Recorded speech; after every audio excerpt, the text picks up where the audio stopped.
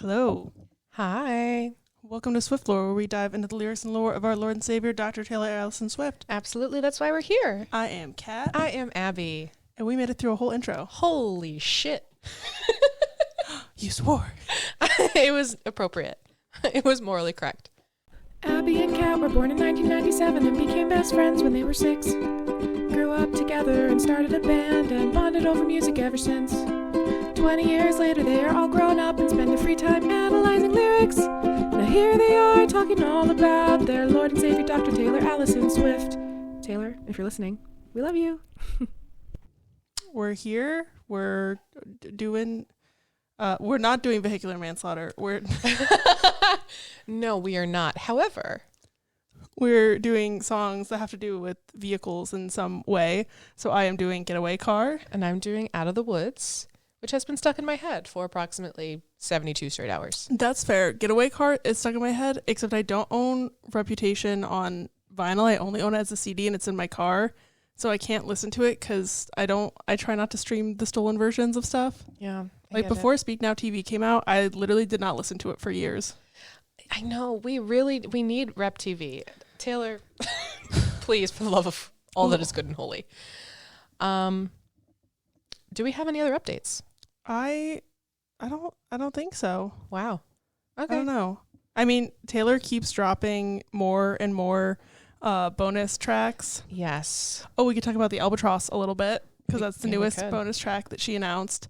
Very exciting as an English major girly because there's a poem called The Rime of the Ancient Mariner. And I made a video about this on our TikTok too. But basically in that poem, there's a mariner who shoots an albatross and kills it for like no reason, just because he sucks, I guess. And albatross are like signs of good luck. You good? Oh yeah, no, I'm just undressing and slowly redressing over here. I was Continue. like, do I need to stop? No. I was trying to unbutton and then I was like, no, I don't want to do that. Fair enough. So he kills the albatross, and then like the crew of the ship that he's on makes him wear the albatross around his neck as a show of like, you fucked up and you have to now publicly wear your shame. Wow. Very Scarlet Letter There you coded. go. So who knows how that will play into that, but that's the literary background, and I feel like on a I feel like on an album with poet, I was gonna say I feel like in a poem, and I'm like, that's not right. I feel like in an album with poet in the title, it will be relevant. There we go. I got there in the end. I think so, yeah. And also someone on our TikTok commented about like, I want to wear his initial in a chain around my neck Yeah. as a connection. So who knows? Who's to say? But I did see that. So we do see these things. We do.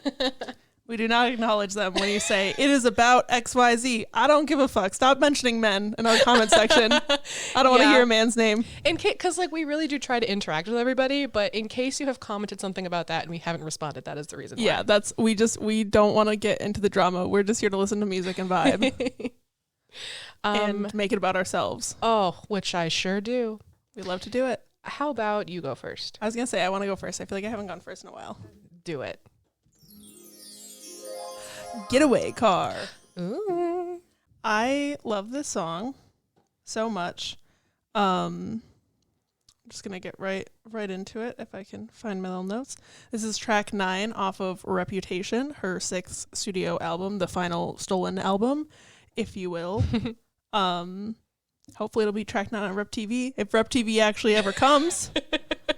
I know it's recorded, Taylor. Just fucking drop it. You know what? You don't need all the fanfare. You don't need all the stuff. Just give it a little drop. It was written by Swiftenoff, Taylor Swift and Jack Antonoff. And I was perusing the Wikipedia, as you do, and there was a lot of critics who were comparing the sound of Getaway Car to 1989 sound, and specifically, sorry, I'm a 12-year-old boy. A reviewer in Pitchfork named Jamieson Cox said it sounds like Out of the Woods. But also his first name is Jamieson, like Jamieson. Oh, Jameson? No, but Jameson doesn't have an I in it. It's Jamie. Let me see this. It's like Jamieson. Oh. It's just a weird way to spell the name. And then obviously Cox is funny. And he did specifically say that it sounded like Out of the Woods. I love that which for us. is funny because cars. And there's also like famously a clip from the documentary Miss Americana and the Heartbreak Prince. No, that's not it. That's the name of the song. The documentary is just called Miss Americana. And it has Taylor and Jack writing the like post-bridge breakdown. Yes. I'm gonna get away and I'm feeling my something. And then I love that. Recently, the person who got the 22 hat was dressed as Jack Antonoff. Yes. From that clip, like he was wearing the same like shirt and like all this stuff. It was so cute.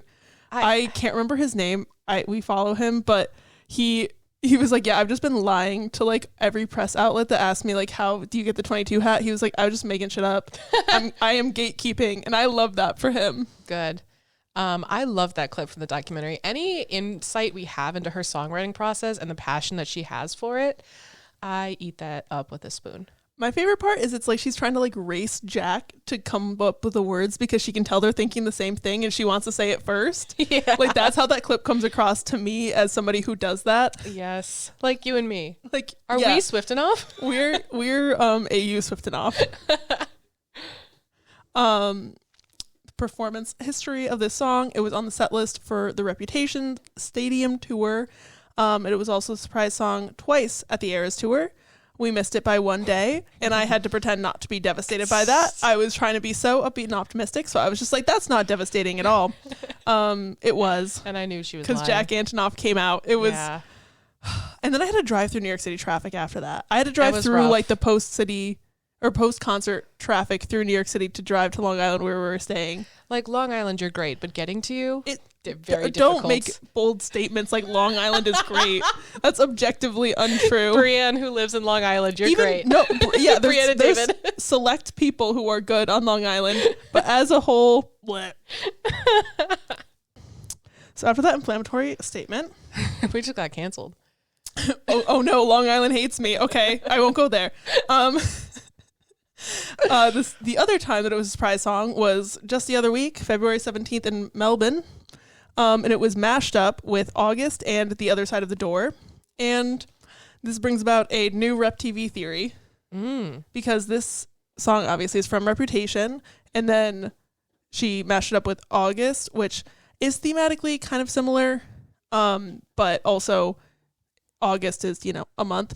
And then Other Side of the Door, not as thematically relevant, but it's track 19 on Fearless, Taylor's version.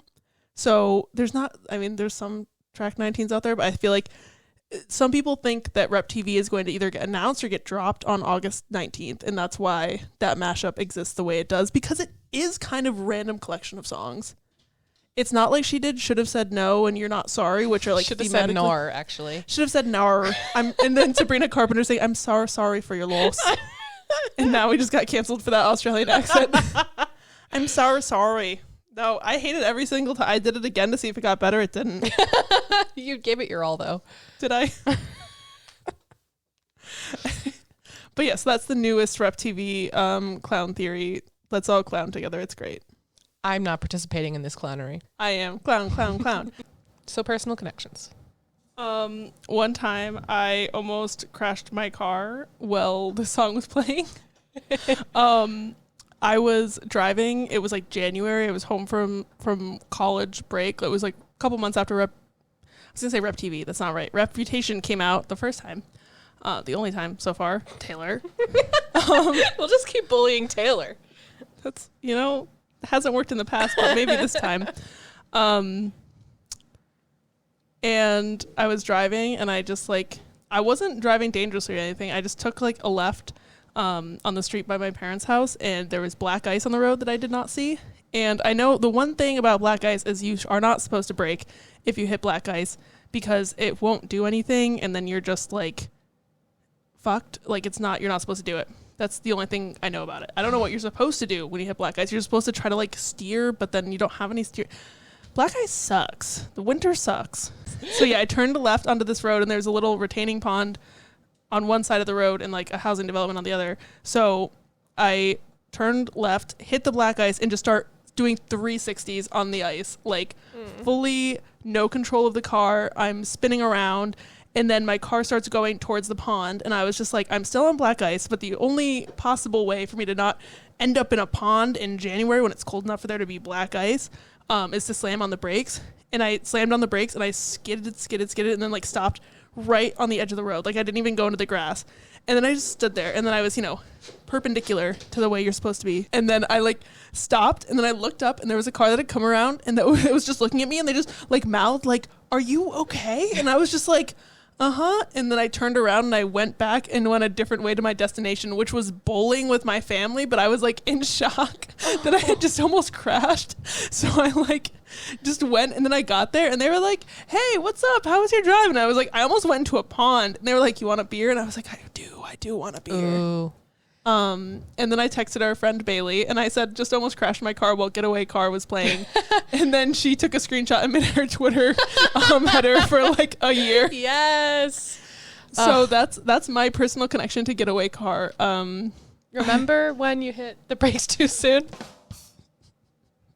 Actually, I hit them at the perfect time. So go me. Gay people can drive, and here's the proof.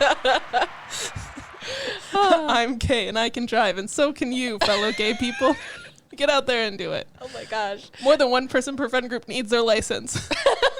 That sounded like a presidential campaign, and like I'd vote for you, you know? Vote for gays who can drive 2024. It's just like a couple of guys. There's not a lot of us. Ooh, another tangent. Olivia Rodrigo started the Guts tour this week. Ooh, yeah, she did. I will be attending on April 9th in New York. If anybody else is going and wants to meet up, I'll be in the nosebleeds with friends of the pod, Bailey, Brienne, and Adam. And I will not be there because I have school. School gets another one. Yeah. But, it is what it is. That's fine. If you meet us, I'll FaceTime Abby. Oh, good. And then you guys can virtually meet me. So my overall lyrical interpretation takeaway of the song is it's just the doomed nature of rebounds, but make it film noir. Yes. And right off the bat, nothing good starts in a Getaway Car. Immediately throws us into the world of the song. Nothing good's gonna come of this. Like, the end from the beginning. Nothing good is gonna come of it. It's doomed from the start. It was the best of times, the worst of crimes. We love a literary reference queen. Opening of Tale of Two Cities. It was best times. It was the worst of times. I saw something. I cannot remember what it was a comment on, but somebody else made like a pun out of it was the best of times. It was the worst of times. And somebody commented and was like, "Oh my God, it's the Taylor Swift reference." And then everybody else had to respond and be like, "It's no, Taylor Swift was making a reference to the same thing that he's making a reference to, which is the Charles Dickens classic literature novel." Like this, no. It is not. Listen, it's not Taylor Swift. I struck a match and blew your mind. When you stop looking at my notes, you're making me self-conscious. I'm so sorry. I was just following along with the words. No cheating. Okay. I'm looking away. Sorry. No, it's just where my gaze went. Me and my gaze over here. Here we are.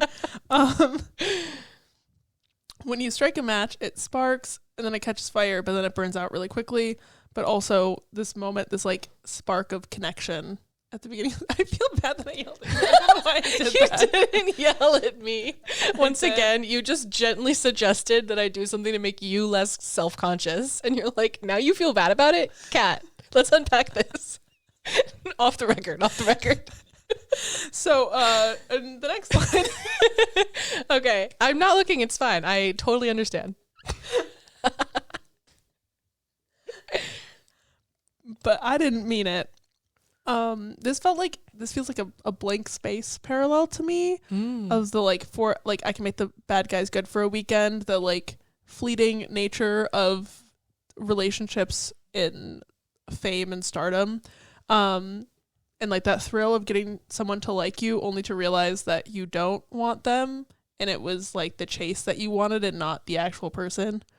And then you're just like, ooh, I didn't mean to do that. That's, ooh, no.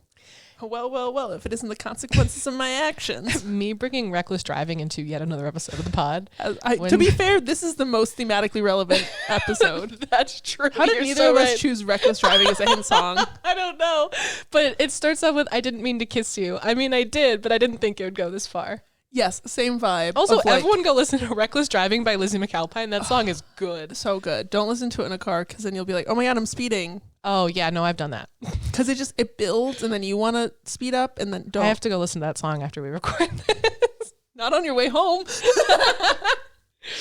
Okay. So I didn't mean it and you didn't see it.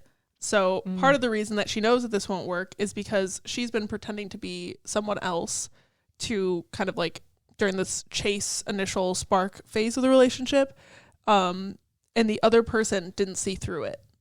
Like she knows she's being fake and he doesn't know that she's being fake. And then I compared it to Mastermind where she was doing all this stuff, orchestrating like them getting together. But the entire time he knew what she was doing and like saw through it and saw her true intentions with everything that she was doing. And that relationship lasted longer. The ties were black. The lies were white. I love Taylor Allison Swift. Just like... That's a great lyric. She's taking two really common phrases like black tie, white lie, and then using them to contrast and parallel each other in a way that's so interesting and also really sets the scene of like Enchanted, forcing laughter, faking smiles, that same vibe of like every time that she describes a Hollywood party, it's like everybody's fake or she's crying in the bathroom. So Taylor, not a big party person. Sometimes, like... Depends on the party. She has a specific vibe. I think that she tries to cultivate. So back to the song. In shades of gray in candlelight. So good. So good. And like the last line she did black tie, white lie, gray obviously is what you get with black and white. So she's combining the two, like the fanciness of the event and the little white lies that everybody tells and combining them to say like this is the ambiance of this place, like this is what the vibe is. It's just all muddled together and into different shades of gray. Yeah, that what she's doing is morally gray. Yeah And also like this high class and beauty and like half truths and white lies and candlelight, and it's all combining and just like it's really hard to see things in candlelight, especially seeing colors, because the shadows are weird and the flames make things look different, so you can't really tell how gray something is. You can't tell how much of a lie it is or how, dressed up it is. I'm also making the connection now to Out of the Woods when she says the world was black and white, but we were screaming color. So I don't know, black and white. This is colors. very black and white. So there you go. I wanted to leave him. I needed a reason. So this brings the him into it. The third party. Because she's speaking as I, and she's directing the song towards a you, who I just refer to as the love interest throughout the song. So it's I and you are like the Bonnie and Clyde of this, and then him is the mysterious shitty ex that we don't learn a lot about him other than she wanted to leave him and he sucked. I think it's interesting that Taylor felt like she needed a reason to break up with her boyfriend. But like in The Way I Loved You, or even kind of in Midnight Rain, where nothing was like wrong with the relationship, but she knew that it wasn't the right fit and it wasn't working anymore. In those, Midnight Rain, she left him. The Way I Loved You, she never really says if she left him. It's kind of implied. If you wrote a song like The Way I Loved You about someone, I personally would break up with them. But also, so there's a thing where there's a why can't I speak English?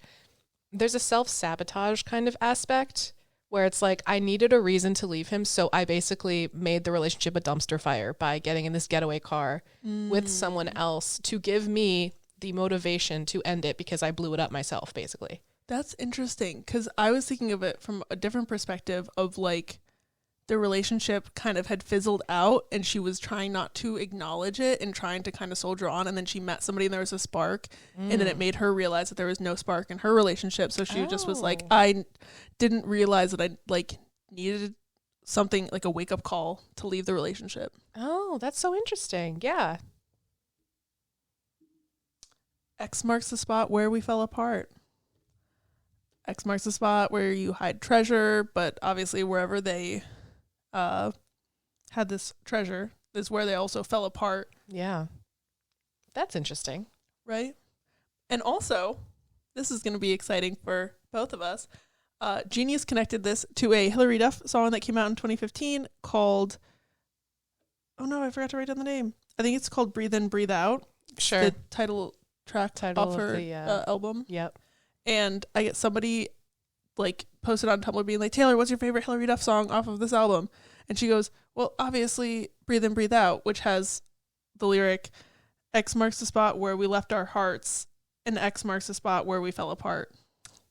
So I just got chills. And you know what else is actually insane? What? I connected mine to a Hilary Duff song as well. What? I was gonna wait. I just also remembered that, is it Getaway? Oh my god, there's also the Getaway by Hilary Because Duff. I was thinking about how because I bought a Hilary Duff album, whichever one has the Getaway on it, and I was like, oh, whenever we cover Getaway Car, that has to be my hint song, and then I forgot to make that my hint song. We forgot to do Reckless Driving and the Getaway. But now, wow, came up anyways. This episode is dedicated to Hilary Duff. Oh, everything is dedicated to Hilary Duff. That's true. I might start a new podcast about her, actually. Without me? No, you can join. It'll be our second podcast. He poisoned the well. I was lying to myself. Pronoun time. I already kind of went into this with the he, I, you. But again, he poisoned the well. So kind of going back to what you were saying with like the self-sabotaging, it sounds like almost he was the one who is self-sabotaging in the relationship and poisoning the well. And then she was lying to herself about how bad things had gotten and how much things weren't working. Alternatively, she kept telling herself that he was the one poisoning the well, but she was lying to herself. Ooh. I knew it from the first Old Fashioned We Were Cursed. I love that Taylor's old man drink of choice is an old fashioned. I think everybody needs an old man drink of choice, which includes a liquor that old men drink. Mine is gin and tonic. I don't like whiskey or bourbon or any of those associated things. I personally go for a French 75. That's solid. I think that has I think that's gin. Oh yeah, because I like French 75s. Yes. I had one that had sparkles in it once at like a work conference, and I was like, this is amazing. We made them at my Roaring 20s birthday party. Yes. Yeah. We had my roommate bartended. It was amazing. Icon. So the lyrical meaning. Oh, right. Not just We're just talking about now that we've made it about ourselves. What the fuck else are we doing here?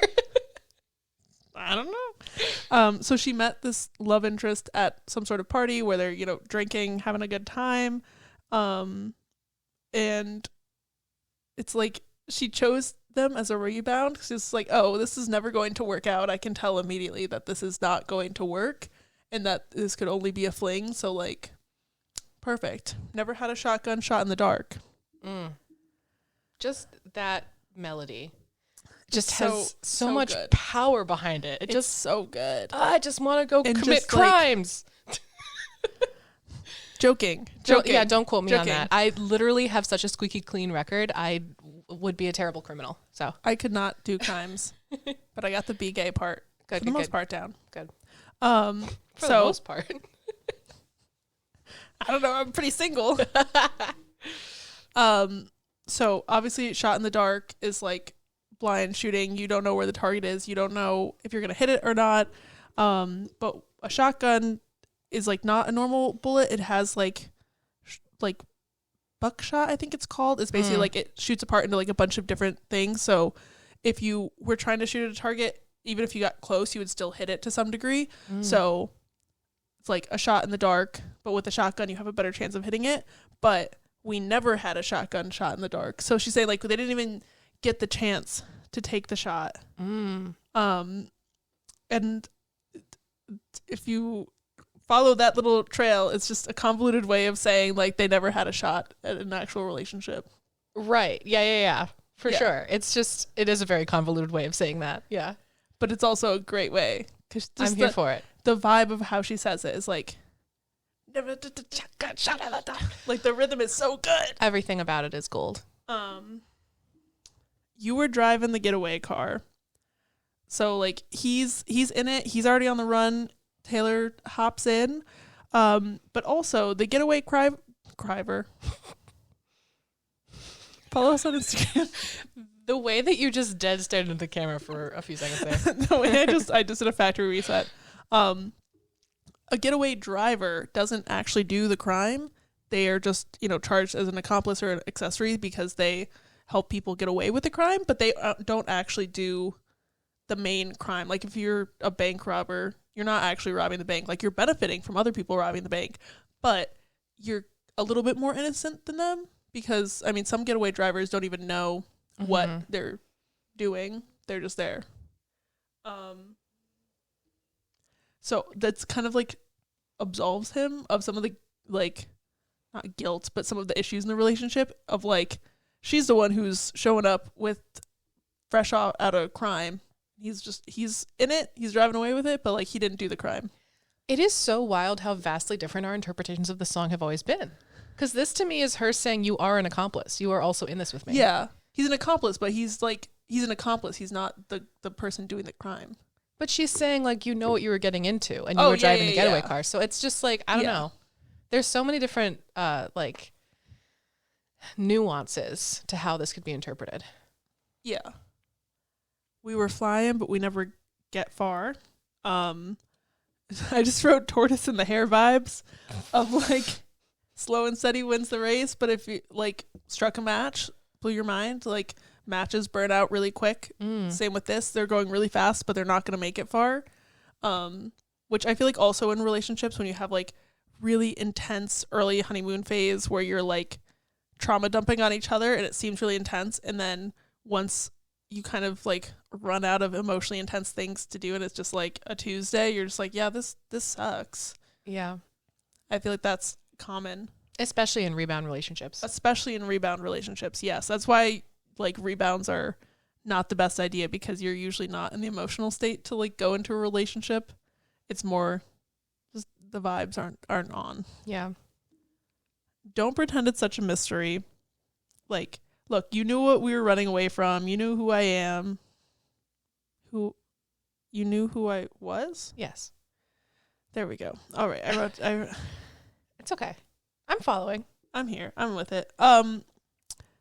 Like, you know what I'm running from. Don't be surprised that I'm going to run away from you, too. Think about the place where you first met me.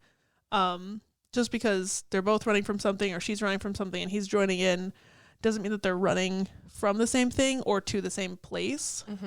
Like, just because they, one leg of their road trip lines up doesn't mean that they're on the same journey. I find this whole metaphor to be incredible. I love when songs use metaphors, but like consistently through the whole song being the same metaphor. Yes. And this song does it so freaking well. Like I'm so feral for this. I think it's called an allegory. Oh, I could be that sounds right. I mean, you're the English major. So. I know, that's why I'm afraid to be wrong. Using the same concept throughout the song to represent a different idea. Yes. We're riding. Jesus Christ. We are riding in a getaway car. Oh, jeez. So it changes from... Goodbye, phone. Phone down. Phone down. Typical upstairs neighbor behavior. So it changes from, like, you were driving the getaway car to we're riding in a getaway car. So as they're getting further away from what their point of impact that they're running from, they're kind of starting to like get off of being on the same page. It's like, it's not the getaway car that we're both invested in. It's like, this is a getaway car. Like this was one of the options and we're in it and here we are. Yeah.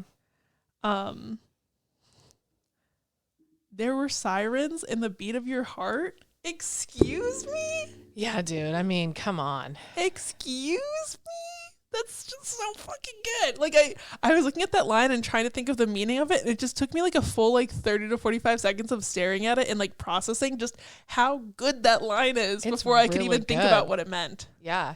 I was like, just the vibes of it are so like unexplainably good. So my explanation, like the love interest heart and the danger of getting caught for this crime that they're running away from are intertwined and inseparable. So even though the love interest himself isn't dangerous, he's inexplicably linked. Inextricably. Yeah, that one. The second one. Linked to danger. It also is like when you meet someone that you really like and there's that spark and that initial attraction, your heart starts beating faster and the sirens get louder. Yeah. It's more danger. Yes. Should have known I'd be the first to leave. Think about the place where you first met me. The idea with cheaters of like lose them how you got them. Mm-hmm. Of like if you're the affair partner and you get together with somebody after they get out of their relationship, the odds of them cheating on you are pretty good because for the most part, once a cheater, always a cheater. Some people can change, blah, blah, blah. Not most of them. Most of them don't really want to. Can you tell I got cheated on once? Anyways, so Taylor knows that she used him as an escape. Mm-hmm. And like that's kind of the gray area of cheating of like she needed a reason to leave him. Shades of gray. Exactly. Yeah. But that's what I kind of love about this song. And again, so obviously she wrote it presumably about her life, but outside of that, we're talking about it from an outside perspective, not related to anyone's life in particular. I do love how this person singing is not a perfect person. Yeah, and they're not trying to say like, I didn't know what I was doing. It's very much like she's taking an active role in things like we were driving the getaway car. There were sirens in the beat of your heart, which means she could hear the sirens. Like she knew that the danger was there. She is fully aware of what she's doing and saying like, you should have known I'd be the first to leave. And it's to some degree, she's kind of placing like some of not the blame on the other person, but like when things fall apart, she's like, I always knew this was coming. Did you not always know that this wasn't going to work? I think it's mean. I think saying you should have known that this would have happened. I think it's mean. Yeah. But I think she knows that. Like, yeah. This song isn't her being like, what I'm doing is a positive, great thing. Yeah, no. I mean, she's literally like, I did crime. Crime bad. Crime bad. As we know, crime bad. Don't do crime. That's what we stand for here at Swift Lore Podcast. Laws. And then the post-chorus is just nothing good starts in a getaway car again. Just driving that point home of like, everybody knows this, right? You knew this. I knew this. I thought we both knew the thing, and you're acting like you didn't know the thing. It was the great escape, the prison break. So the first verse is about that moment when they met, and then the chorus is very much her reflecting back post-relationship or like at the time of the relationship blowing up, being like reflecting back on it, saying she always knew it was going to end. Did he not always know it was going to end? And this verse goes to the moment of the scene of the crime when she's running away from the elusive him. Which, you know, the great escape, the prison break, the light of freedom on my face. Whew. Imagine dating someone, this is how they describe your breakup. I know. I would be devastated. Imagine you date somebody and then they write this and I forgot you existed about you. And allegedly. Like, I think having some of these songs written about you would in fact be brutal.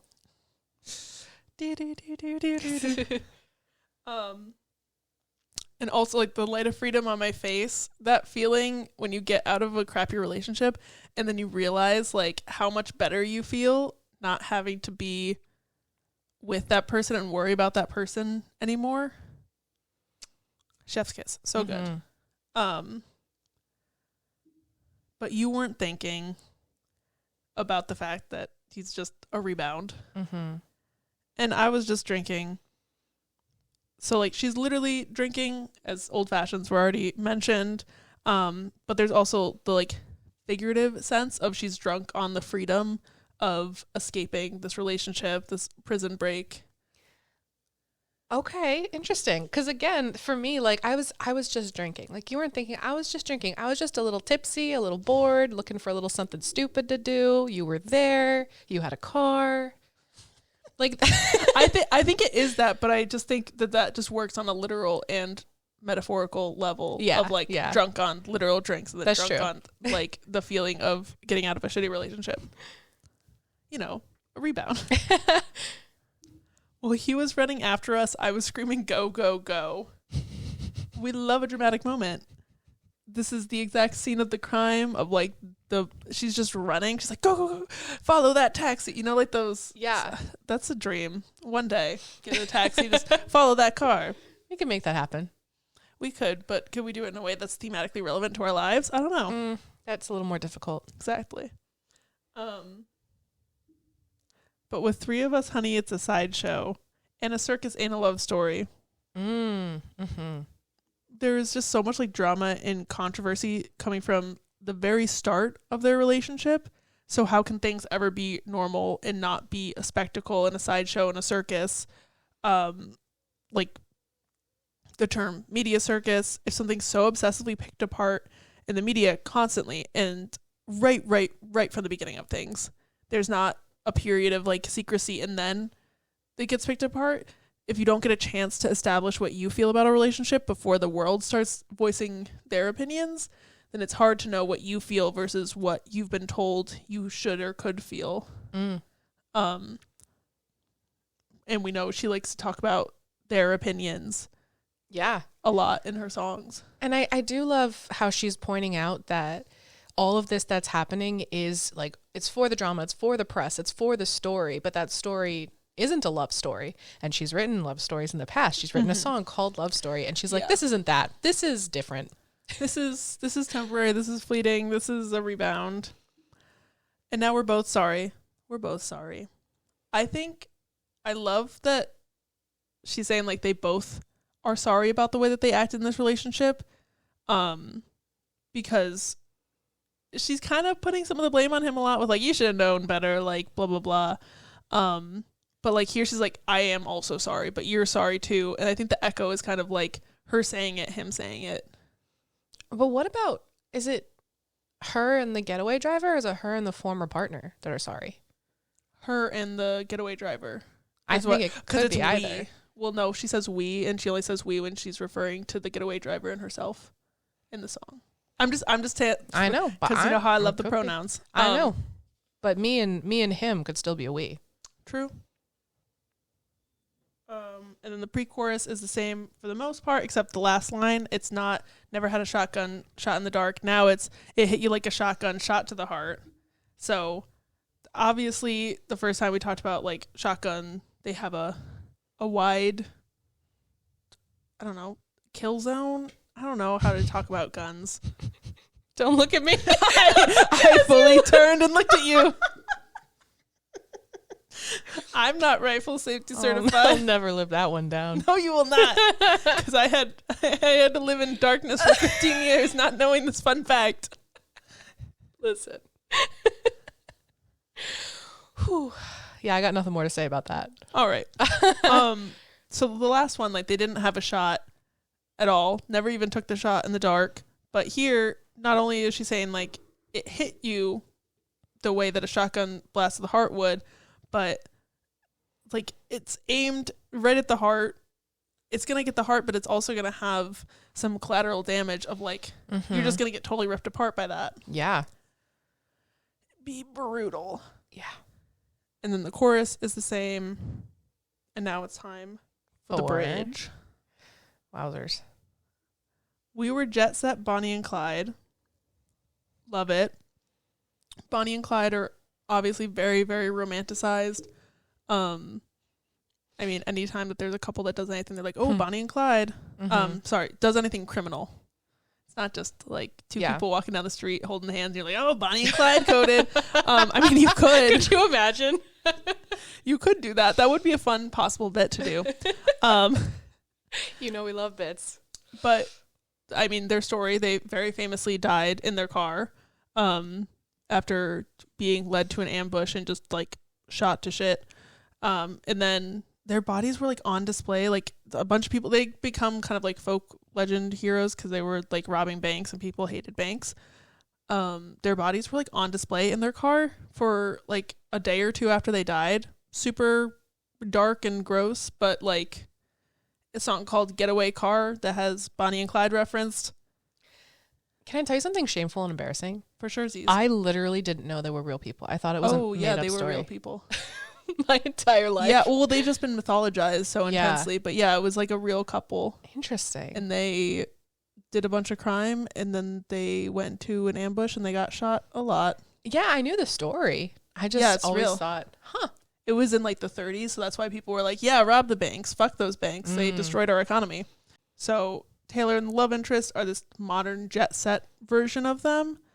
But until I switched to the other side. To the other side. So she switched the sides, and that's a total change to the story and the archetype of Bonnie and Clyde type couples. Bonnie never turned on Clyde in the real life version of events. So history isn't repeating itself. Yeah, because she's getting out of this without having a shotgun shot to the heart, basically. Exactly. It's no surprise I turned you in. Again, more of the you should have known. Don't pretend such a mystery. The love interest could have seen this coming, and he probably did if he was really thinking about it, but he just let himself be blindsided. Because us traitors never win. Cheaters never win is a really common phrase. And Taylor is saying that she's a traitor, she's a cheater. She can't win this game that she's not playing fairly. And the thing is, by turning in her love interest, obviously he's losing, but she's also losing because she's losing him and losing like that connection, blah, blah, blah, that relationship. So they're both traitors and they're both losing. Yeah, it's just that thing where she keeps being like, the two, like, you should have known, you were in this, you knew all along, we're both traitors. It's like, I don't know. I feel like she was so aware of what the nature of the relationship was that she thought it was obvious to him what the nature was. And then realizing like, oh no, I really actually hurt you because you were not thinking the same things about this relationship that I was thinking about this relationship. It's like a, right. Ooh. Right. And this is a banger of a song and I have no complaints with it, but I do feel bad for the getaway driver. And I think she does too. Yeah. Now for the breakdown that they wrote in the little clip. Yeah. I'm in a getaway car. So again, the pronoun time. Before it was we're in a getaway car, we're riding in a getaway car. But now it's just her. She used the love interest as a means to escape her ex. But she wasn't happy running away with someone or with this someone. Like, call it what you want. Would you run away with me? But here she's like got a taste of freedom, but is still tied to this other person. She wants to just be totally free. The light of freedom is on her face, but she wants to bask in its full glory without anybody else. I left you in a motel bar. Knew it from the first old fashioned we were cursed. So the beginning of the relationship is paralleling the end because they met over drinks and now she's leaving him drinking alone in a bar, not knowing that she is running away. And she put the money in a bag and stole the keys. So she took like these things of value from the relationship that he's not walking away with the same value add, as they say in marketing, and probably other things as well. But yeah, so he's not getting the same things out of the relationship that she got out of it because she wanted like a rebound, a fling, and she got those things and ran, and he was not in the same boat as her or the same car, if you will. And that was the last time you ever saw me. So again, she just left really suddenly, running away from her relationship. And she realized that she can't just keep using new love interests and new potential partners as an excuse to leave relationships that aren't working. It would become just like a never-ending cycle. So she made the choice to run away alone this time and like left the relationship before it got bad. Yeah. which I think is something that a lot of people, because there's definitely like serial daters who struggle with that, where like if you know someone who's just always in a relationship and has never not been dating somebody ever because they just are using like one relationship as a springboard to the next. I've known people like that. It's not fun to watch people go through. And then the chorus is the same. And the post-chorus is the same, but then there's a little outro. And this outro kind of encapsulates the stages of this relationship perfectly, but also is repeated twice. So the first time is her relationship with her ex, and the second time is her relationship with the current love interest, or current past, the one at the motel bar. So I was riding in a getaway car, so she was in the passenger seat when her and the love interest first got together, riding together. I was crying in a getaway car, realizing the relationship isn't going to work. I was dying in a way to get In a what a gay. I was dying in a getaway car. So the first time through the cycle, she realizes like the relationship isn't working, and she uses the love interest to get out of the relationship that she realized she's dying in. But then the second time through, she realizes that she's once again dying in this relationship, but she doesn't try to use somebody else to get out of this relationship that she feels trapped in. And then, said goodbye in a getaway car. So first time, he was chasing after us. I was screaming, go, go, go. And the second time, it's a lot quieter. It's more personal. I left you at the motel bar and I ran away. And this outro really just makes me think of the fact that she's spending so much of her life running away. Yeah. And just trying to get away from these quote unquote messes that she's in. But also, I think this ending is like she's breaking that cycle of like going from one thing to the next and just being this constant cycle of like finding someone. Oh no, this isn't working. I'm going to find somebody else. It's just like, okay, I'm going to just like work on me now. Could be. And discussion question. I can't even think of like, because the thing is, this is just the most fun way to refer to like a rebound relationship is like, oh yeah, it was like a getaway car situation. Like, what is another fun way to like describe a rebound besides rebound or like getaway car? Like a metaphor? I don't know. I couldn't think of any other discussion questions. I don't know, but do you remember our jukebox musical? Oh my gosh, yes. We mashed this song up with blank space. Oh, we did. And it was pretty good. We started writing, because of course, Kat and I have started many a creative project together. Of course. We started a jukebox musical about a group therapy, and each of the characters in group therapy having their own backstories and through lines, and they sang solos and duets. And it was all Taylor Swift music. All Taylor Swift music. They all would sing together sometimes, and then two of them date, and then they have to leave the group. It was a whole thing. Yeah, it was a whole thing. It was actually pretty cool. It was pretty cool. I feel like we plotted it out, and then we just were like, ooh, this is a lot of work. And then it was a lot of work. But we'd have to write all the songs and then stage it. But the one that we got through was the Getaway Car blank space mashup. Yeah. And it was actually pretty good. What did we mash up illicit affairs with? Oh, ew. It was something like... We still have the doc somewhere. It might have been August, honestly. Maybe it was. I don't know. But it hit, you know? It was a good time. So that didn't answer your question, but it made it about me again. That's, you know what? That's all I could ever ask for. Out of the Woods. I'm probably going to cut out the fact that Kat and I just spoke the lyrics of Getaway Car like Valley Girls for about 45 full seconds as I was getting my notes out. You know, just a little bit of banter. Not anything that people need to hear, but I just need you to know that it happened. I don't have a lot of notes on this, to be real. Yeah, I don't. I mean, I have enough, but a lot of it's Are We Out of the Woods? That's true. That is a lot of the lyrics repeated Are We Out of the Woods? Okay. What percentage would you say of the song is just Are We Out of the Woods? You know, I had to delete a lot of the Are We Out of the Woods. It is... I'd say at least a third of the song is just that one Okay, line. so do you see here, like, that's the bridge, verse 2 and verse 1, right? First chorus, and I cut out half of the chorus. I cut out... There was more. Okay, I'm going to say about half the song is just Are We Out of the Woods Yet? And we love that. We do. We I love mean, that. you know what? When you got a banger of a thesis statement, just keep repeating it and see what happens. True. All right. Out of the Woods is the 4th track from Taylor's 5th album, 1989, and 1989 TV. Taylor, I have a lot of Taylor Swift quotes about this song because she actually has talked about it quite a bit. That makes sense. A little track 5 sitch. And they're long quotes, so just bear with me on this. But she said, it kind of conjured up all these feelings of anxiety I had in a relationship where everybody was watching, everybody was commenting on it.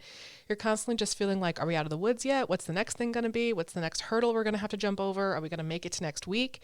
And it was interesting to write about a relationship where you're honestly like, this is probably not going to last, but how long is it going to last?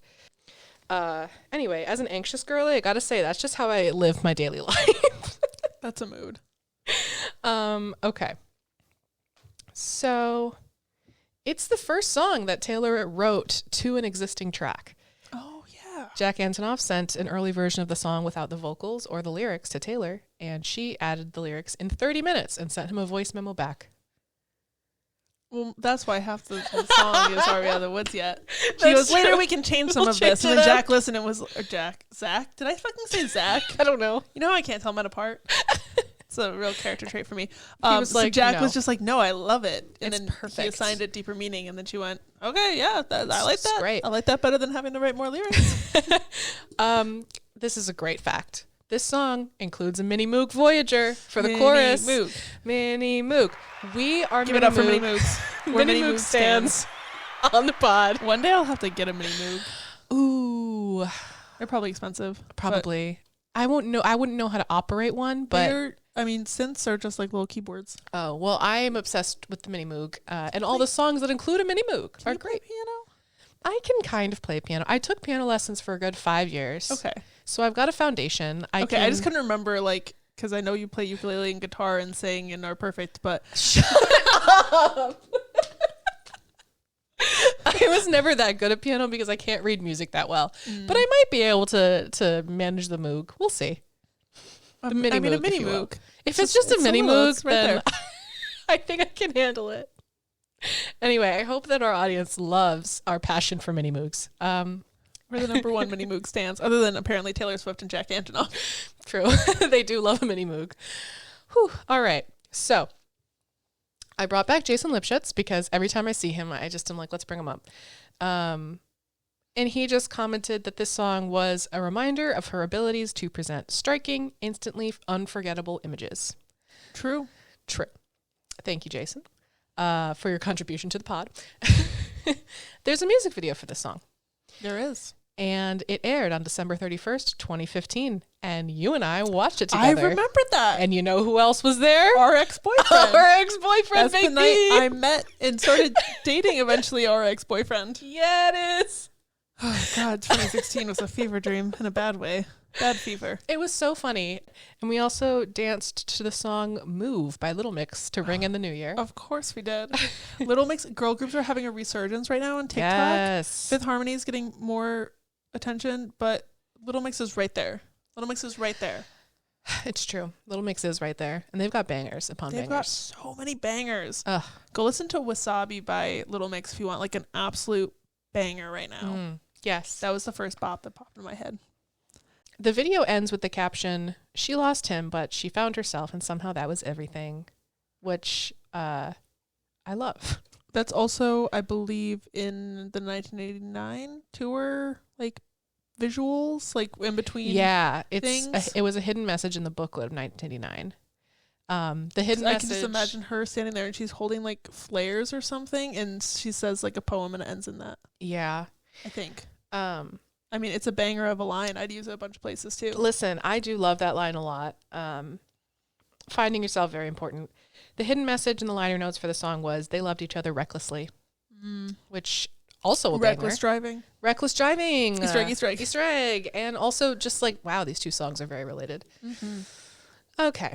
So she performed the song as part of the 1989 Secret Sessions live streamed by iHeartRadio on October 27, 2014, the same day the album was released.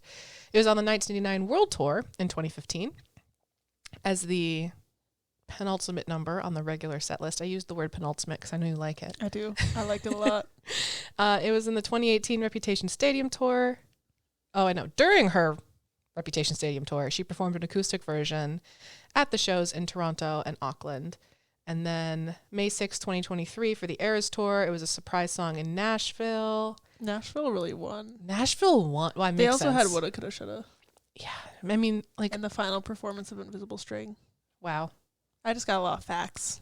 Cat's got facts. Facts. Facts. To quote Ice Spice. And it also then became a mashup with Is It Over Now as a surprise song on the November 11th concert in Buenos Aires. Yeah, it did. It did. And my favorite thing about that performance was the video somebody was taking, because like that mashup had been going around on TikTok. Yep. And somebody was taking a video, and like after she did the like, uh-oh, they started singing like the bridge of Out of the Woods, and then she started singing it, and they just screamed. Yeah. That would be an insane moment. I prophesize. I have prophecies. Let's start with the lyrical breakdown. We begin with, looking at it now, it all seems so simple. I made a connection to happiness. When I'm above the trees, I see this for what it is, but right now, now I'm right down in it. I do know the lyrics, I just can't speak. That's valid. Been there. Just that idea of once you're out of this really intense, tumultuous thing, looking back, it does look so much simpler, but when you're in it, yeah, it seems so complicated and hard to escape and get out of. And that's when you commit crimes. No. Okay, once again, that is a joke. We do not advocate for crime on this podcast. Crime, more like... Don't do crimes. That was a I don't have. This has been a public service announcement. Don't do crimes. Don't do crimes. You heard it here first. Hopefully you heard it actually other places first. Imagine if someone's like, baby listening to this podcast with the first exposure. Swiftlore said don't do crimes, so I think I'm going to not do crimes. I was gonna. They convinced me. Now that they said it like 8 fucking times in this podcast. Okay. So, we were lying on the couch. Not a crime. Is it a crime to lie on your couch? No. Depends on the couch. It's yours, that's fine. Probably. Is that a Raymore and Flanagan? Is it like when you're at a museum and there's like the fancy like display couches that says don't lay on the couch? If you lay on that couch, that's a crime. Don't do crimes. Don't do crimes. So we walk you through the possible crimes. You can go, but don't go to Swift Crime Lore. Crime Lore. Crime Lore podcast. Where we dive into how not to do crimes. We tell you all the crimes you could commit and then say not to do them. Welcome to the internet. So, sorry. So we were lying on the couch. All right, I'm there. We were in it. You're on the couch, and that just reminded me of in Is It Over Now? Was it over when she laid down on your couch? Both have couches, both lying on them. What is it about this couch? Maybe it's like a really nice couch. Like I remember, it's so comfy. There was like during the press tour for the Falcon and the Winter Soldier, whatever I can't remember what the name of the Marvel show was, but Anthony Mackie kept having a bit where he would just talk about how nice Sebastian Stan's couch was, like every single time they had an interview, and then Sebastian Stan was just like, "You've never been to my house. What are you talking about?" And then finally one interview, there's just Anthony Mackie at Sebastian Stan's house without Sebastian Stan. He's like, "What are you doing? Why is that my couch?" He's like, "It's a nice couch, man." That is my favorite kind of bit. I'm obsessed with Anthony Mackie. I love a good bit. I mean, everyone knows this. He does a good bit. And I love those bits because they're so harmless and so stupid, and I'm obsessed with them. Okay. Lying on the couch, she says, "I remember." I'm just lying I'm laughing at the fact that we were only 2 lines into this, and I've done more tangents than you've covered lines. I'm so sorry. Continue. It's okay. I remember. Not me. Could never be me. Could me never in my be memory. me. Come on. All right. You took a Polaroid of us. Now, I did these notes at 1 a.m. And I wrote, "I love Polaroids." Wow, Abby. I love your mind. I used to have a Polaroid camera. And then friend of the pod, Bailey, dropped it while we were drunk once and broke it. It's just, why did I write that? Why is that necessary to Sometimes add? you just gotta add a little bit of spice. I did write more, but that's how I started it. Was I love Polaroids. You know, sometimes you I just do gotta love thought flow. Polaroids. It reminds me of the movie Sleepover, which I made everyone watch when I was a kid. I've only ever watched it with you. It's like, I don't even know how to describe that movie, but that's not what this podcast is about. So he took a Polaroid of us, and I think I really wanted to find something to say about this line, and now that I'm reading these notes, there's nothing. Sometimes you just be talking, you know? Okay, so I wrote, I love this image of this you taking a picture, something that happens to them all the time outside of their control, but this time it's like you took a Polaroid of us. It is something, it's not just a picture, it's a Polaroid. It's like an immediate keepsake. It's also very quirky 2014, 2013. It is quirky 2014, 2013. I really tried to analyze this. I'm like, it takes time to form into a clear picture, but I mean, get out. True. That's true, but like, Abby, stop talking about how the curtains are blue. You know? Sometimes the curtains are blue for a reason, though. Why mention that the curtains are blue if it doesn't mean anything? Sometimes it's just a Polaroid, and I love them. Fair enough. You took a Polaroid of us, then discovered the rest of the world was black and white, but we were screaming color. What if it was, I just had this thought. What if they were screaming the word color? They were like, color! Like, instead of say cheese, it would just say color. Oh my God, you took a Polaroid and they just went, color! I think that's it. Crack the code. All right, follow us on Instagram. So I think that's it. I think that instead of saying cheese, we should say color. So I compared this to question with, I don't remember who I was before you painted all my nights a color I've searched for since. Also the interpretation of the world being in the past and like black and white thinking, as opposed to where they are now is more modern, it's more colorful, it's more exciting. They're in Oz. The rest of the world is in Kansas. Exactly. Also, yesterday my life was duller. Now everything's technicolor. Whoa, she's wearing pants now. I know. And there, For the listeners at home, we did the full body tilt thing, like her and her sister in the movie. Sing to me, Paolo. Oh. That was my Hilary Duff reference to the Lizzie McGuire movie, the iconic cinematic masterpiece, Lizzie McGuire movie. It's so wild that we both talked about Hilary Duff in our notes. Like, what are the odds? That's so weird. wild. That's very wild. Okay. Whew. Okay. And I remember thinking, are we out of the woods yet? Are we out of the woods yet? Are we out of the woods yet? Are we out of the woods? Are we in the clear yet? Are we in the clear yet? I feel like the quote that I used for Taylor Above pretty much covers this. Yeah. Course. Do you have anything to add? It reminds me a little bit of The Archer, of like how it has that beat of like do do do do do, like in the way that Archer has the big build up, but the beat never drops because it's like that sense of anxiety. Mm-hmm. That's what this reminds me of like you're just repeating the same thing over and over again until it doesn't sound like words anymore. That's true. And they really don't by the end of the song. They do not. I must admit that when I first heard this song, I didn't like the chorus because I wanted more, because usually her choruses are so explosive. Yeah. But I adore the production in this song. It's so good. It is so good. And the opening, the whoa, that thing is so cool. I love it. There's a reason why Jack Antonoff gets Producer of the Year. Like, yeah. I think he's It's on his very third good. consecutive year of getting it. This production is amazing, Jack Antonoff. You're really good at what you do.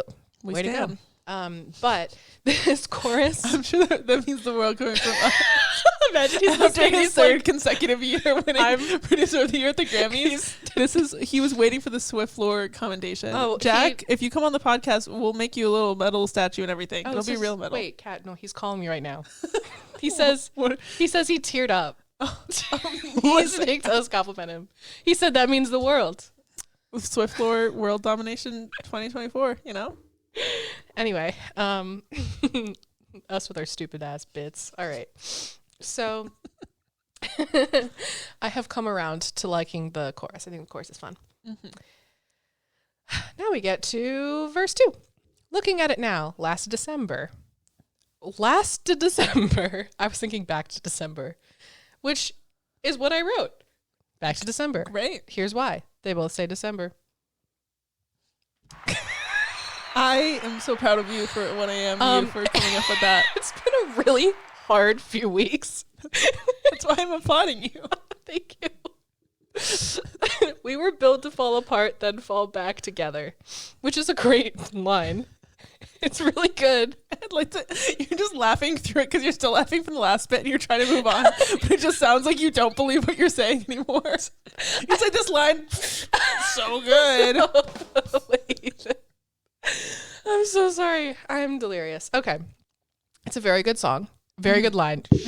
Balls. It's a good line. Taking a deep breath, and I walk through the doors. Okay. So I really like this line a lot. I think originally I had written, I'm just going to have Kat talk about this line, but then I'm going to pull myself together and talk about it. Okay. But also, what is built to fall together? Like, that's not a thing. Nothing is built to fall together. I mean, it kind of makes me think of like those buildings that are made to like sway when it's windy. I mean, they're not meant to fall together, but like they're kind of built to have that fault line. Oh, that's interesting.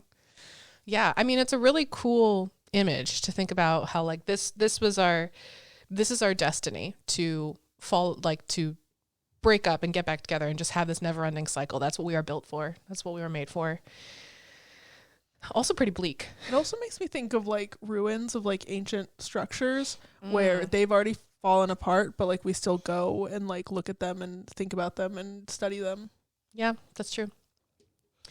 Your necklace hanging from my neck. The night we couldn't quite forget. I want to wear your initials on a chain around my neck. Could be.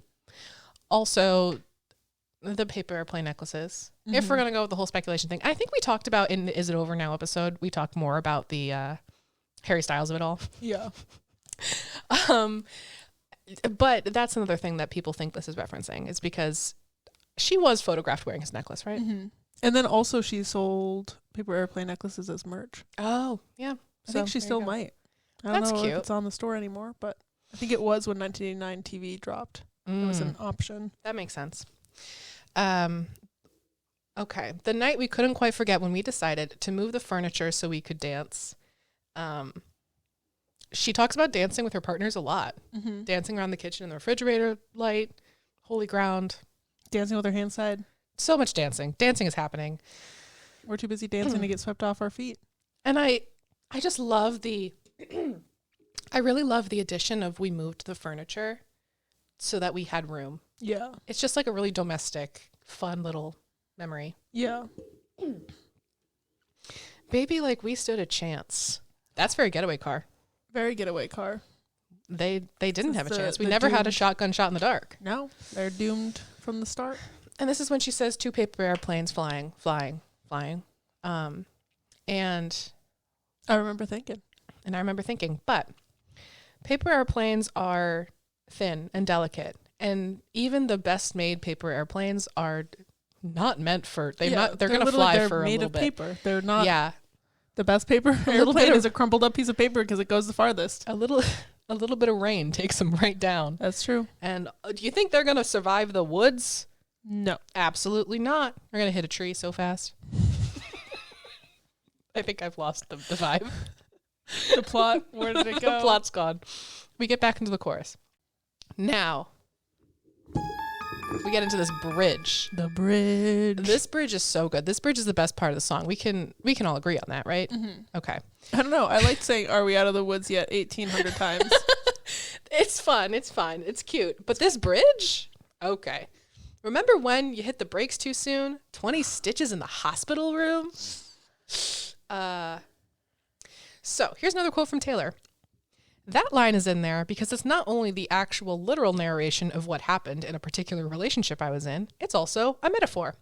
Hit the brakes too soon could mean the literal sense of we got in an accident and had to deal with the aftermath, but also the relationship ended sooner than it should have because there was a lot of fear involved. I don't think it's ever going to be easy for me to find love and block out all those screaming voices. Also, like, mood. I wish I could stop those screaming voices. Yeah, so she was in a snowmobile accident, right? Mm-hmm. That's canon. That's canon. She's confirmed it. But you're talking again about this, or she's talking about this emergency experience. Mm-hmm. in the quote that she just said, where it's also a metaphor. When you started crying, baby, I did too. Mood. Yeah. I'm such a sympathy crier. Well, this is the note that I'm most proud of, but basically she talks about crying a lot. And I've talked about her saying crying a lot on this podcast. So the first time you ever saw me cry in Back to December, you'll never see me cry in I Knew Your Trouble. Thank you. This is like a game. It's a fun little game for her. And this time they're both crying, which shows the progression from Speak Now, where she's more open to crying in front of people, to Red, where she's shut down and she doesn't want to open up to people, to 1989, where they're sharing this emotion together. There you go. I had something nice at 1 a.m. We got there. I wrote something decent. But when the sun came up, I was looking at you. That's very romantic. It's just really romantic that after all of that, overnight, he stayed. All you had to do was stay. All you had to do. Remember when we couldn't take the heat? I walked out and said, I'm setting you free. So it's on again, off again. She ended things because she thought they'd be better off, but also like it could be a mutual thing where he felt trapped or had certain things to say about it. And she's like, well, I'm going to go set you free then. And she left. So it could have been her decision. It could have been their decision. It could have been a multitude of things, but it just really sets the scene of how when they broke up, it wasn't like a really peaceful, this is what's better. It was, I'm setting you free and leaving.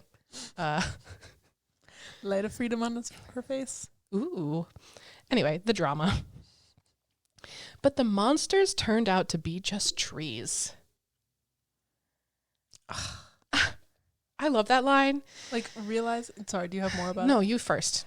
Just realizing that all these things that were terrifying you about the relationship and all these things that seem so scary at night, and then the sun comes up and you look around and you're like, oh, actually everything that I was worried about is not real and I've just blown this up for nothing. Yeah. Yeah. I wrote pretty much that. It's just like the universal childhood experience of being afraid of the dark and seeing monsters in the window and waking up and it's just trees. Like that's literally what she's referencing, but I just love pulling that in because everyone's experienced that. Yeah. Fucking E.T. He's in the trees. E-tree. Wait, can we talk about the other day when Abby sent a picture that was like, if I won the lottery, like there'd be signs, and it was, she sent it to me, and it was like somebody with just a full fridge of Diet Coke, and I happen to have like 36 cans of Diet Coke in my fridge at that point. It was less now. And I was just like, how did you get this picture in my fridge? And she goes, I'm in your walls. And then the best part was that then she was just like, oh, by the way, you should listen to this. Like immediately, like you were like, I'm in your walls. So have you listened to the song yet? Oh my God. Our text threads are so funny. And I've screenshotted a few of them because I'm like, this is ridiculous. But that's just the vibe, you know? I'm not in your walls. Don't worry. I'm not E.T. E.T.'s not in your walls either, to be clear. Thank you for the clarification. I was a little worried for a second there. Whew. When the sun came up, you were looking at me. So it's reciprocated. We love that.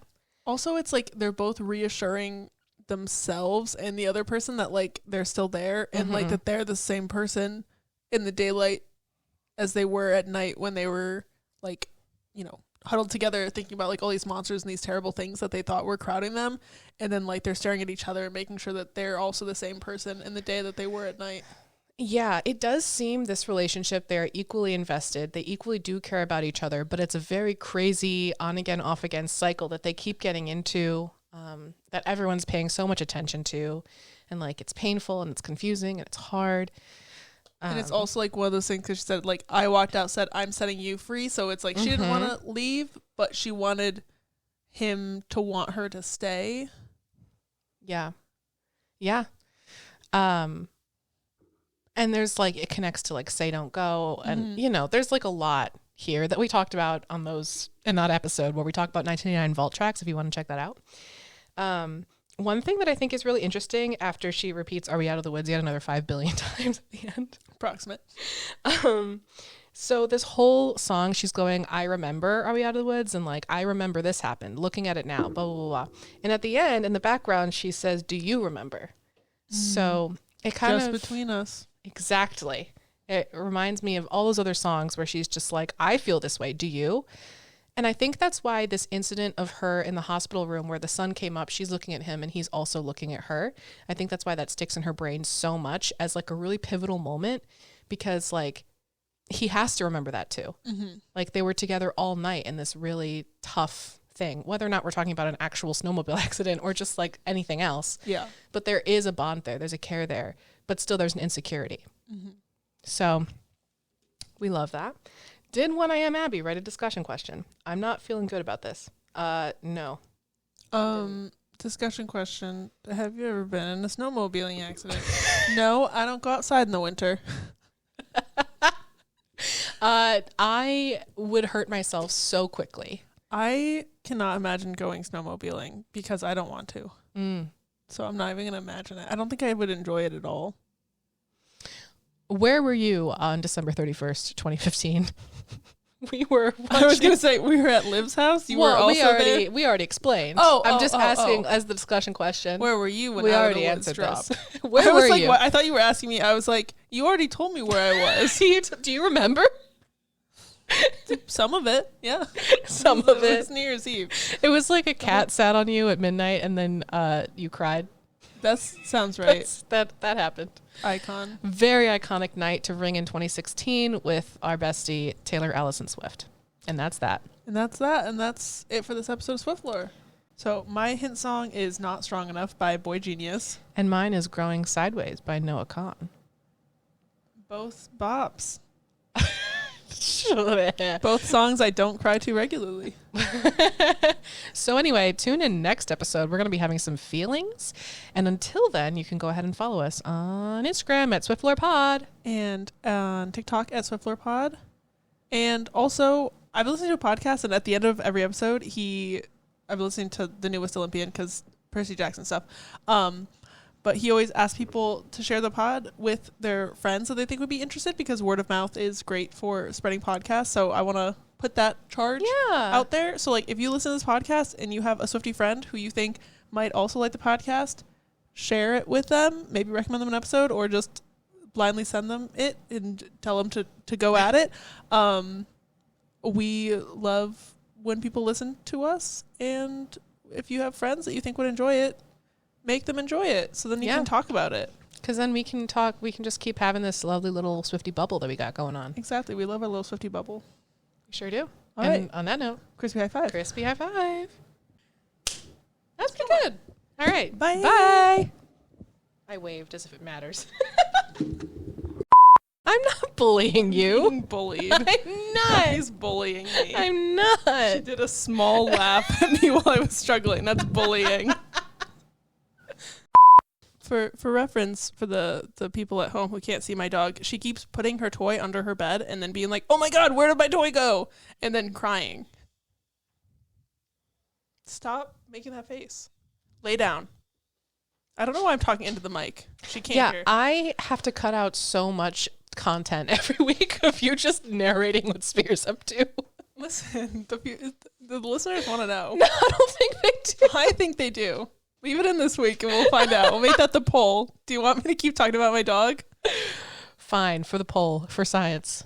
For science. Continue. Now into back to Taylor Swift, the reason why we're here and all that. You know the intro. As do I. So I say it so well every week. I'm just talking. I just be talking.